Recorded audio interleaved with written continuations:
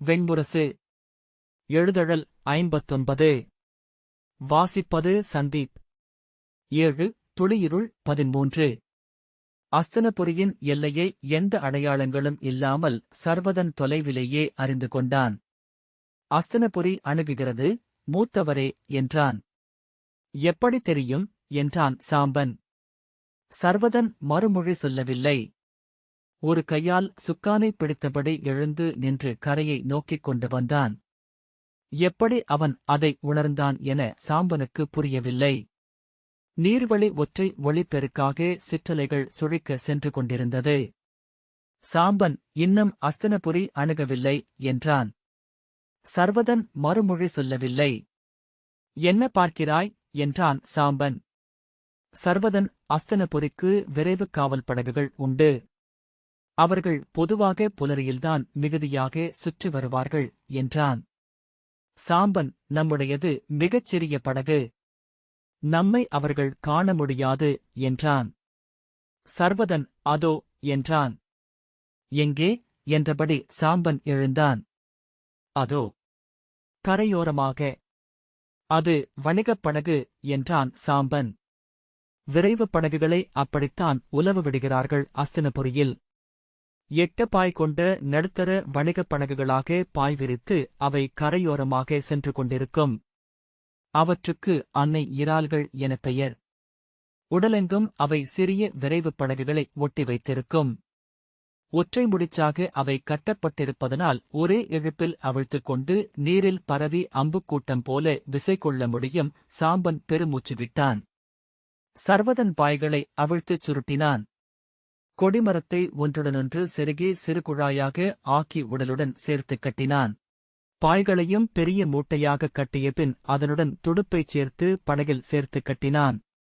பாய் இல்லாமல் அவர்கள் நம்மை பார்க்கவே முடியாது என்றான் சாம்பன். கரிக்கிருளில் நோக்கும் பயிற்சியும் அவற்றுக்கு மிகுதி என்றான் சர்வதன். நான் செய்வதற்கு ஒத்துழையுங்கள். நீரில் மெல்ல குதியுங்கள். சாம்பன், நானா என்றபின் நீரில் அலையிழகாமல் இறங்கி நீந்தினான். சர்வதன் நீரில் நழுவி இறங்கிய பின் படகை கவிழ்த்து மிதக்கச் செய்தான். ஒரு பெரிய மரத்தடி போல அது தெரிந்தது. முனையைப் பற்றிக் கொள்க. உங்கள் தலை மட்டுமே வெளியே தெரிய வேண்டும்.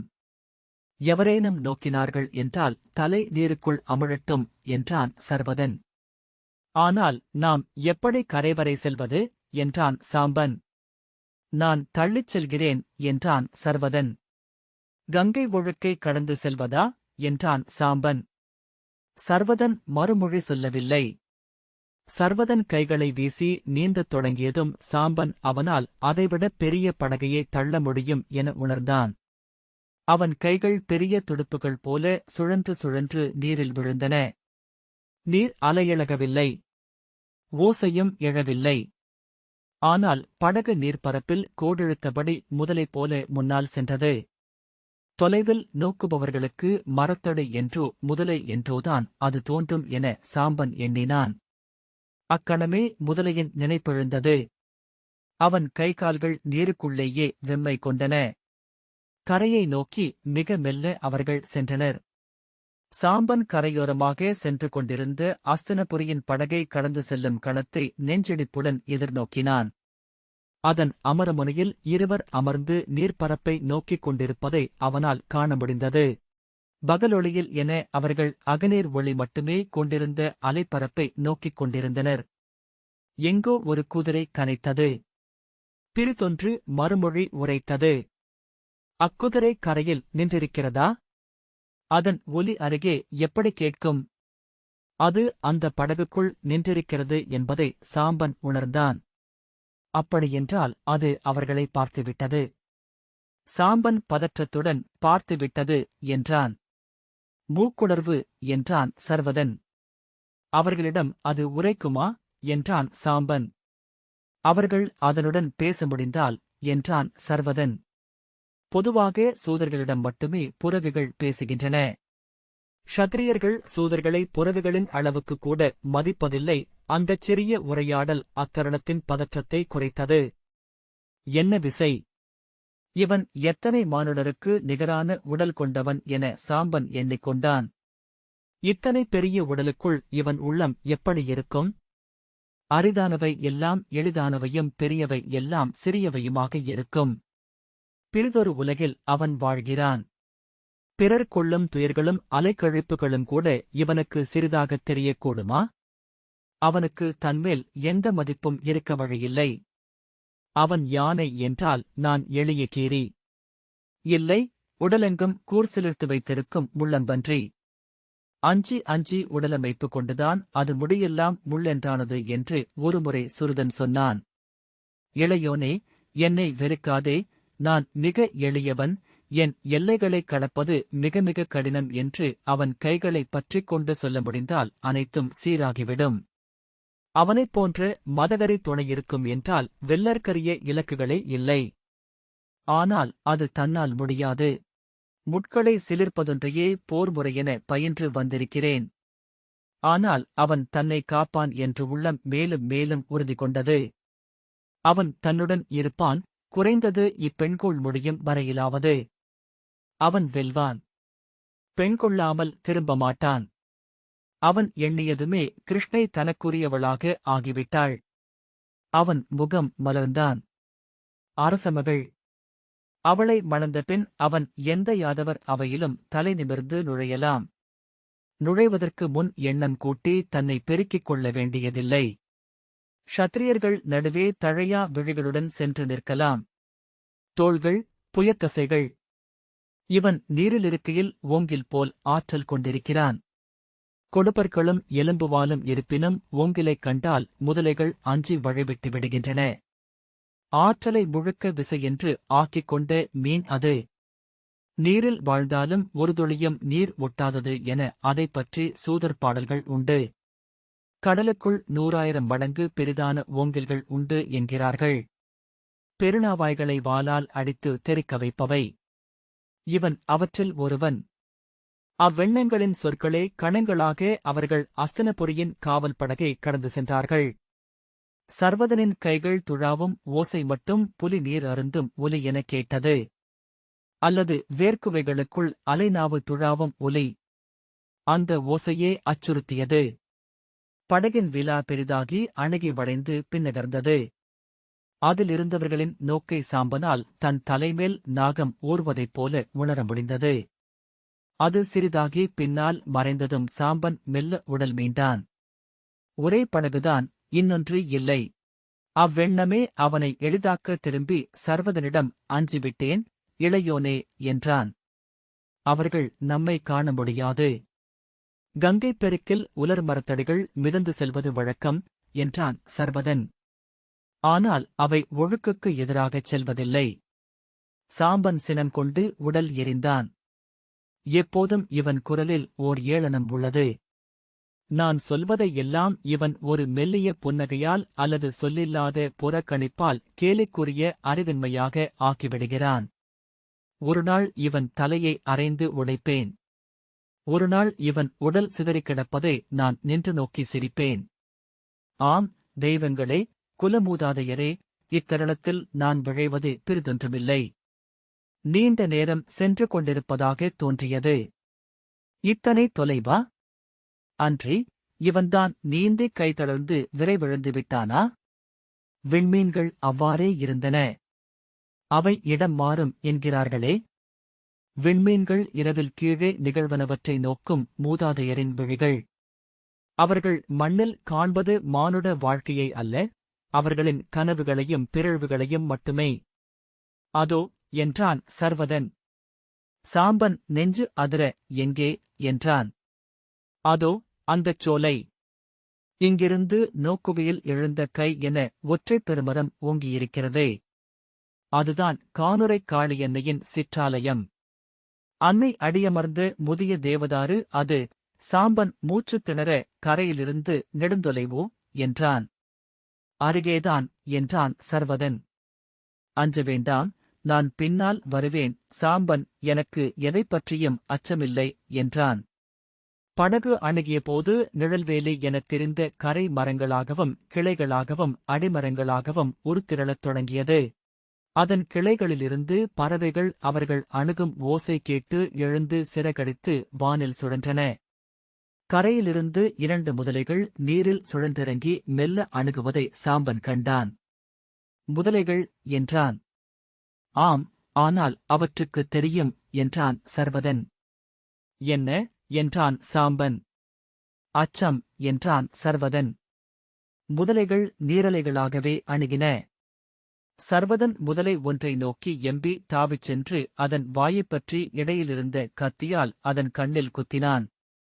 வால் சுழன்று நீரை அறைய அது கொப்பளித்துச் சுற்றியது. அதன்மேல் கால் வைத்து உந்தி விலகி வந்து படகைப் பற்றிக் கொண்டான். இங்கே நிறைய முதலைகள் உள்ளன என்றான் சாம்பன்.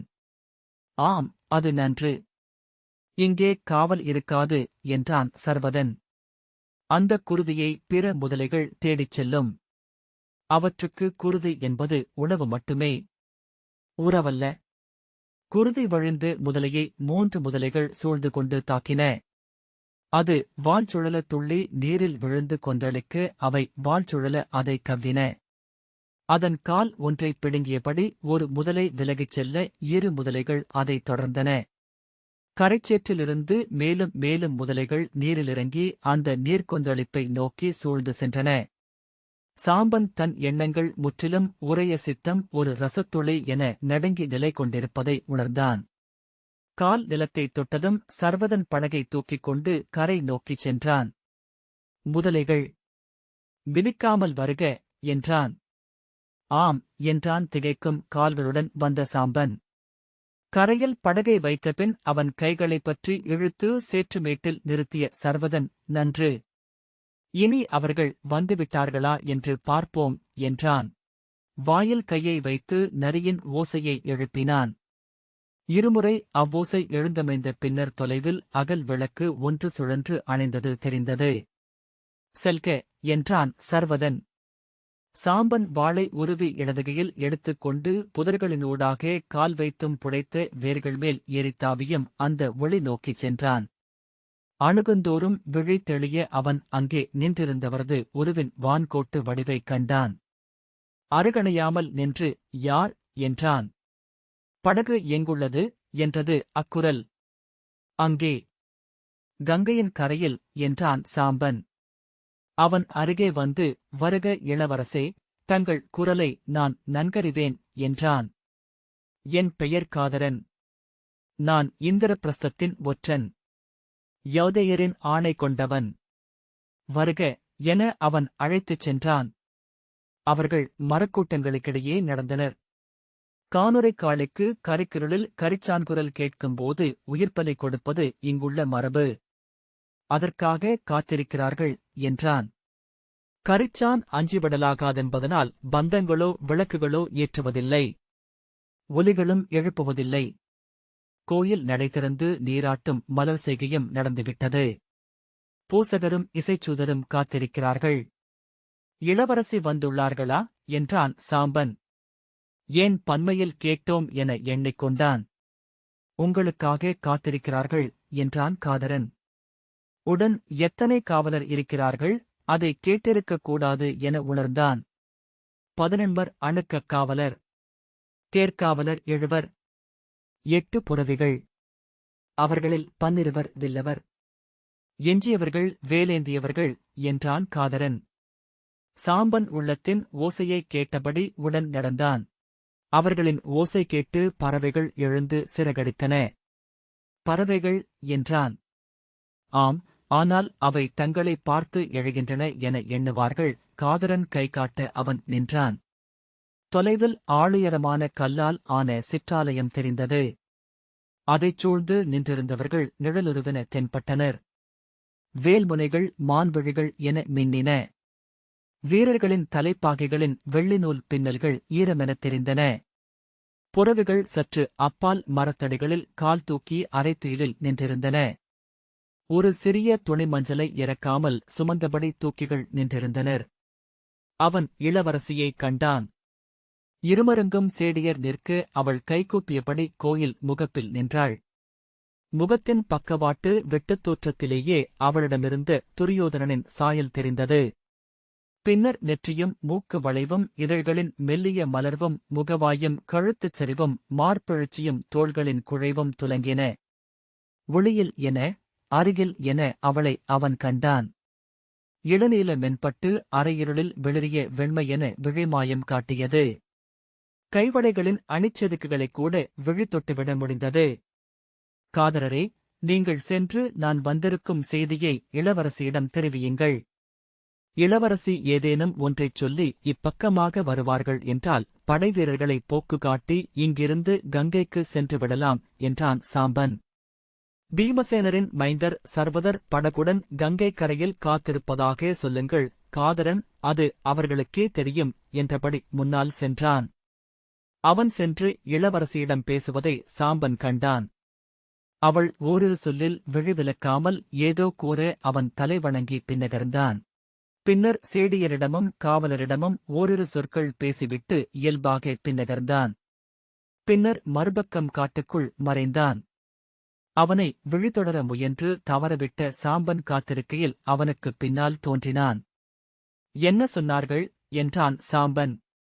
இளவரசே, கவர்ந்து செல்வதற்காகவே இளைய யாதவரின் மைந்தர் வந்தார். அதுவே நிகழ வேண்டும் என்றார் இளவரசி என்றான் காதரன். அப்படியென்றால் என்றான் சாம்பன். நீங்கள் இப்படை வீரர்களை வென்று அவர்களை கவர்ந்து செல்ல வேண்டும் என்றான் காதரன். சாம்பன், இத்தனை பேரையா என்றான். ஆம், அதுவே இளவரசிக்குப் பெருமை. நாளை இந்நிகழ்வை கேட்கும் எவருக்கும் உங்கள் மேல் மதிப்பு எழ வேண்டும். சாம்பன் ஆம் என்றான்.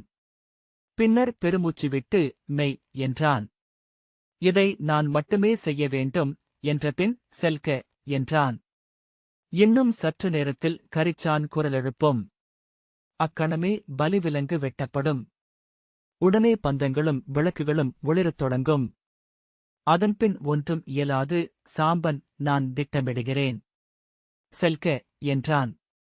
அவன் செல்வதை விழிகள் வெறிக்க நோக்கிக் கொண்டிருந்தான். அவன் உள்ளம் ஒன்றுடனொன்று தொடர்பற்ற எண்ணங்களால் ஆனதாக, முற்றிலும் பொருளற்றதாக இருந்தது. பின்னர் அவன் ஒரு நோக்கை அடைந்தான். மிக அருகே ஒரு குரங்கு அவனை நோக்கிக் கொண்டிருந்தது. அந்த அறியா புலன் கண்ட பின்னரே அவன் விழிதிருப்பி அதைக் கண்டான். அதன் விழிகளை சந்தித்ததுமே செய்ய வேண்டியவை அனைத்தும் முன்னரே நிகழ்ந்து துளித்துளியாக காட்சியாக நினைவிலெழுபவை போல துலங்கின. அவன் கால்களால் கீழிருந்த கூரிய சப்பைக்கல் ஒன்றை எடுத்தான்.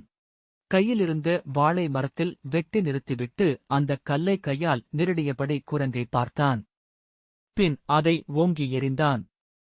கீஸ் என அலறியபடி அது பாய்ந்து மரக்கிளைகளில் தாவி ஓட பல குரங்குகள் துயிலெழுந்து பெருங்குரல்களில் ஓசையிட்டபடி கிளைகளை உலுக்கத் தொடங்கின. பறவைகள் பதறி வானிலெழ சில கணங்களுக்குள் இருண்ட காடு ஒலிக்கொந்தளிப்பை அடைந்தது. யார் யாரென்று பார் என காவலன் ஆணையிட்டான். குரங்குகள் என்றான் ஒருவன். மூடா, முதற்குரங்கு ஏன் அலறியது? 7 பேர் உள்ளே சென்று பாருங்கள். வேலுடன் வீரர்கள் காட்டை நோக்கி வந்து குரங்குக் கூட்டம் ஓலமிட்டுக் கொண்டிருந்த பகுதி நோக்கி செல்ல புதர்களுக்கிடையே குனிந்து பன்றி போல ஓடிய சாம்பன் சட்டென்று எழுந்து அங்கே நின்ற முதல் வீரனின் கழுத்தை அறுத்தான். அவன் சிறிய குருதிக்கொப்பளிப்போசையும் மூச்சோசையும் எழக் கீழே சரிந்தான். உடனே எழுந்து அவனை நோக்கித் திரும்பிய இன்னொருவனை வீழ்த்தினான். இருளுக்குள் நிழலுடலசைவுகளாக அங்கே நிலவிய குழப்பத்திலும் குரலோசைகளிலும் அவன் முற்றாக மறைக்கப்பட 3ஆமவனையும் வீழ்த்திவிட்டு பாய்ந்து இளவரசியை அடைந்தான். இங்கே இங்கே இளவரசி என காவலன் கூச்சலிட அனைவரும் அவனை நோக்கித் திரும்பினர். வேல்முனைகள் அவனைச் சூழ வில்லவர்கள் நாளெழுத்து அம்பு பூட்டினர். அவன் கிருஷ்ணையை பிடித்துக் கொண்டு அவள் கழுத்தில் வாளை வைத்தான். விலகுக்க, வேல்கள் தாழட்டும், இல்லையேல் இளவரசியை கொல்வேன் என்றான். அவன் முன்னால் நகர அவர்கள் அதற்கேற்ப பின்னால் நகர்ந்தனர். எதுவும் முயல வேண்டாம். ஒரு சிறிய பிழை நிகழ்ந்தால் கூட கௌரவக் கொடிக்கு கருவன்னை இல்லாமலாவாள் என்றான் சாம்பன். அவளை உந்தியபடி காட்டை நோக்கி நடந்தான். காவலர் தலைவனின் விழிகள் அவன் அசைவுகளைத் தொட்டு அசைந்தன. அவன் உதடுகளை ஒரு விழியாலும் பிறர் அசைவுகளை மறுவிழியாலும் அவன் நோக்கினான். விழிகள் பெருகின. ஒவ்வொரு கூர்முனைக்கும் ஒவ்வொரு நோக்குக்கும் ஒரு விழி என அவன் கொண்டான். அப்பகுதி எங்கும் அருவருவாக நிறைந்து பறந்தான். அவன் உள்ளம் ஆழ்ந்த அமைதி கொண்டது. அதுவரை இருந்த அத்தனை அலைக்கழிப்பும் நிலை கொள்ளாமையும் கனவென விலக முற்றிலும் அகம் குவிந்து பேரிரு கொண்டு எழுந்துவிட்டிருந்தான். அதற்கிணையான தருணம் வாழ்வில் அரிதெனக்கூட அமைந்ததில்லை என உணர்ந்தான். வெல்ல முடியாதவனாக, அனைத்தையும் அறிந்தவனாக, எதையும் கடக்கக்கூடியவனாக தன்னை அறிந்தான். கட்டுப்போடப்பட்டிருந்த வலக்கையின் வலி அதுவரை எப்போதும் இருப்புணர்த்திக் கொண்டிருந்தது. அது முற்றிலுமாக மறந்து இடக்கையாலேயே அனைத்தையும் அதுவே பிறப்பியல்பென்பது போல செய்ய முடிந்தது. காலில் ஒரு வாள் தட்டுப்பட்டது. அவனால் கொல்லப்பட்ட வீரன். அக்கணத்தில் தன் வாளை காவலர் தலைவனை நோக்கி வீசிவிட்டு காலால் கீழே கிடந்த வாளை எடுத்து கிருஷ்ணையின் கழுத்தில் வைத்தான். கழுத்தில் வாழ்பாய காவலர் தலைவன் குப்புற கீழே விழுந்து உடல் துடித்தான். அனைவரும் திகைத்து அவனை நோக்கிய கணத்தில் மீண்டும் ஒருமுறை வாளை வீசி இரண்டாம் தலைவனை வீழ்த்திவிட்டு காலில் தட்டுப்பட்ட அடுத்த வாளை எடுத்துக் கொண்டான்.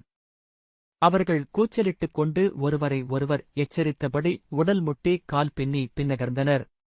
அவர்களின் உளவல்லமையை உடைத்து விட்டோம் என உணர்ந்தான். இனி அவர்களால் ஒருங்கு திரண்டு போரிட முடியாது. அவர்கள் வெறும் திரள். காட்டுக்குள் பாயப்போவதாக ஓர் உடலசைவை எழுப்பியபடி அவன் திரும்ப அவர்கள் சுற்றி வளையுங்கள் எனக் கூவியபடி காட்டை நோக்கி பாய்ந்தனர். அவன் அங்கு நின்ற புறவி ஒன்றை நோக்கி சீழ்க்கை அடித்தான். அது செவிகளைக் கூர்ந்து மூக்கு விடைக்க அவனை நோக்கியது. பின்னர் பாய்ந்து அவனை நோக்கி ஓடி வந்தது.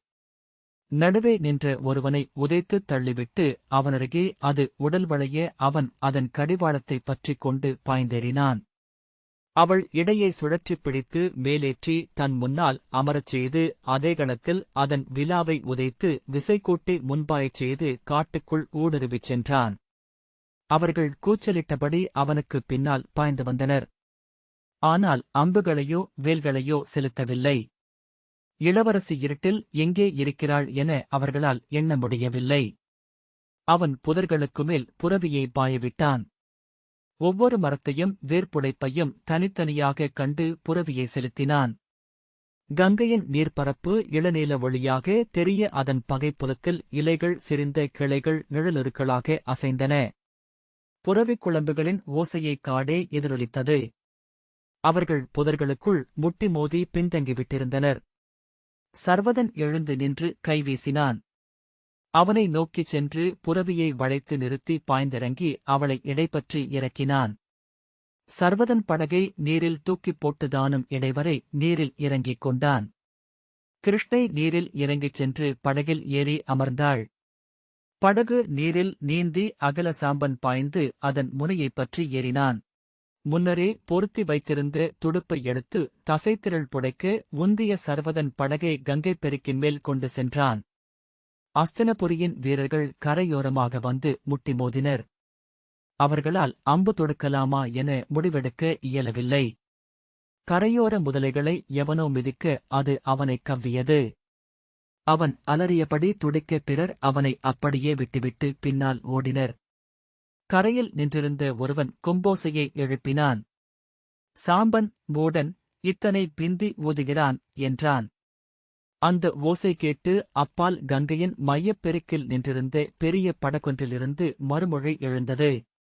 அதிலிருந்து சிறிய படகுகள் இருபுறமும் நீரில் உதிர்ந்தன.